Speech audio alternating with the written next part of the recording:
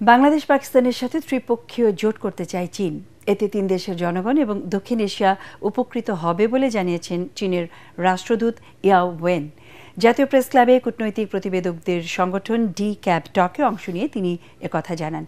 অন্তর্বর্তী সরকার একটি অবাধ সুষ্ঠু নির্বাচন আয়োজন করবে প্রত্যাশা জানিয়ে রাষ্ট্রদূত বলেন, নির্বাচন নিয়ে বাংলাদেশের জনগণ এবং রাজনৈতিক দলগুলোই সিদ্ধান্ত নেবে।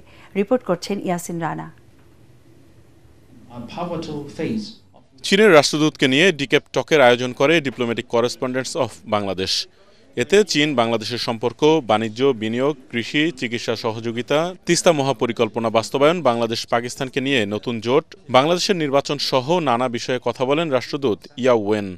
তিনি বলেন, নতুন জোট হলে তিন দেশের জনগণ উপকৃত হবে, সমৃদ্ধ প্রতিবেশী গড়ে উঠবে। এই অঞ্চলের কোনো দেশ চাইলে জোটে যুক্ত হতে পারবে বলেও জানান তিনি।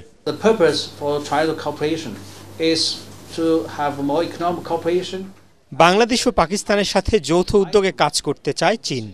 আমাদের লক্ষ্য উন্নত ও সমৃদ্ধ প্রতিবেশী গড়ে তোলা ও তাদের সার্বভৌমত্ব অক্ষুণ্ণ রাখা।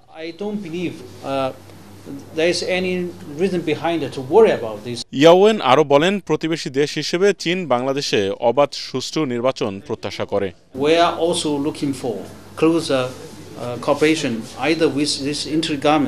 চীন প্রত্যাশা করে অন্তর্বর্তী সরকার একটি সুন্দর নির্বাচন আয়োজন করতে পারবে। বাংলাদেশে একটি অবাধ, সুষ্ঠু ও অংশগ্রহণমূলক নির্বাচন হবে বলে আশা করি। তবে কখন নির্বাচন হবে বাংলাদেশের জনগণ ও রাজনৈতিক দলগুলো সিদ্ধান্ত নেবে।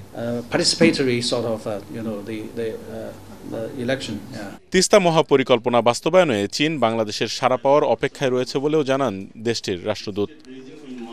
ইয়াসিন রানা, এটিএন বাংলা, ঢাকা।